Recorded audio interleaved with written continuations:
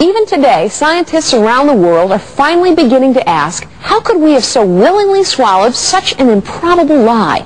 It's a little hard to imagine. Well, how about the Bible, you ask? Is the Bible in conflict with science? The answer is no. But evolutionists are ultimately forced to take that stance because their theories are in conflict with what the Bible teaches. And yet, the truth is, the Bible is full of scientific facts. And the so-called science of evolution is the one that over time has proven itself to be the one that simply cannot stand up to scrutiny.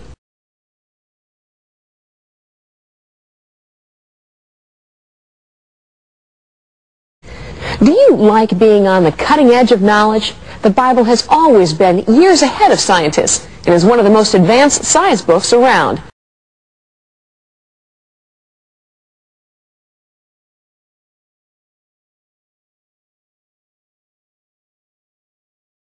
In the book of Jonah we read, "The water compassed me about, even to the soul. The depth closed me round about. The weeds were wrapped about my head. I went down to the bottoms of the mountains." In this amazing verse, we are told that there are mountains on the ocean floor. Yet scientists did not know this until this century.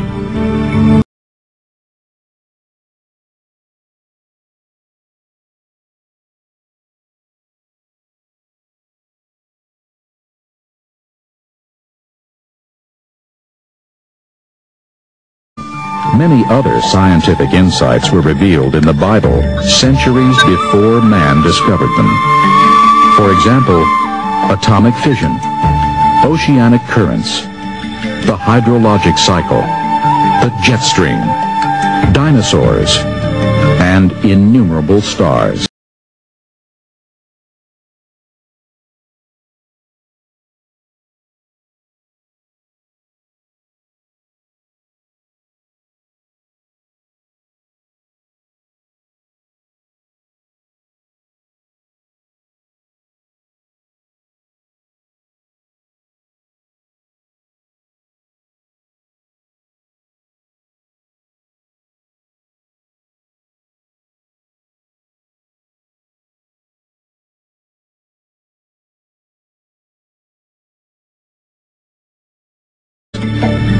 We know that when Columbus made his trip to discover India and landed here in America, that when he took off, there was tremendous fears that he would come to the edge of the earth and would plunge off into nothing.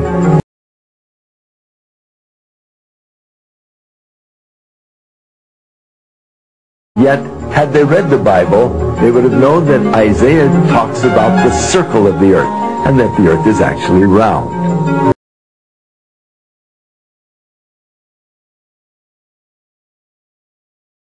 As a Christian, we can believe in creation and the laws of science at the same time. And as a scientist, I'd a lot rather believe a theory that fits with the evidence that we can really see. Basically, his theory was that man descended from a sludge pool over millions of years, and that our most recent ancestors are apes. And that flatly contradicts the Bible's account in Genesis that each species, including humans, were created individually. Now, of course, evolutionary adaptation does occur within the same species. In other words, certain birds develop characteristics over time that help them adapt to their environment.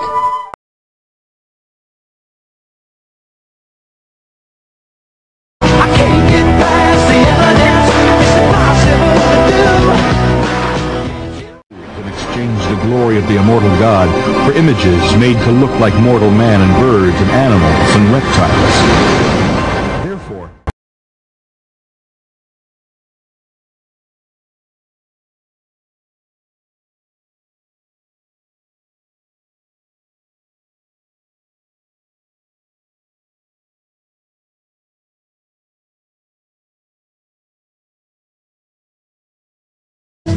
But cats don't become dogs, and apes don't become humans.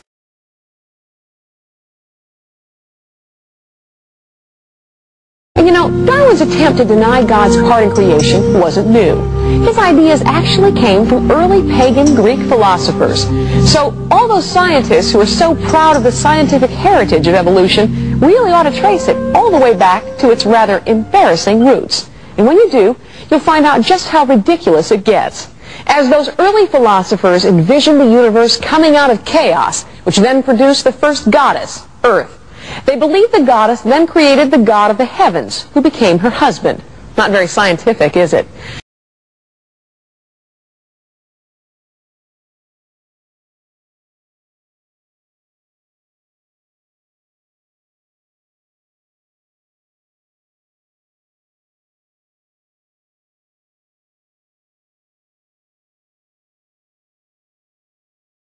The idea that man descended from a lower life form reappeared in the Middle Ages during the 15th century.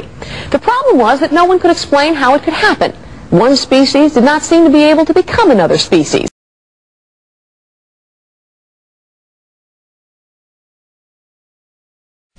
It was a way of saying there could somehow be intelligent design without intelligence.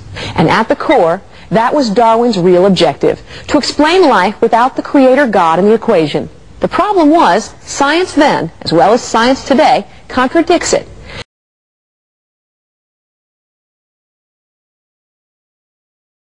Darwin was hoping someone, somewhere would prove what he had dreamed up in his head could be found in actual physical evidence.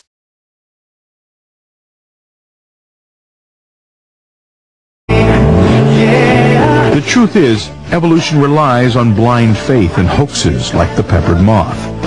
Those who look into the pages of the Bible find that the mysteries of science have long been recorded there.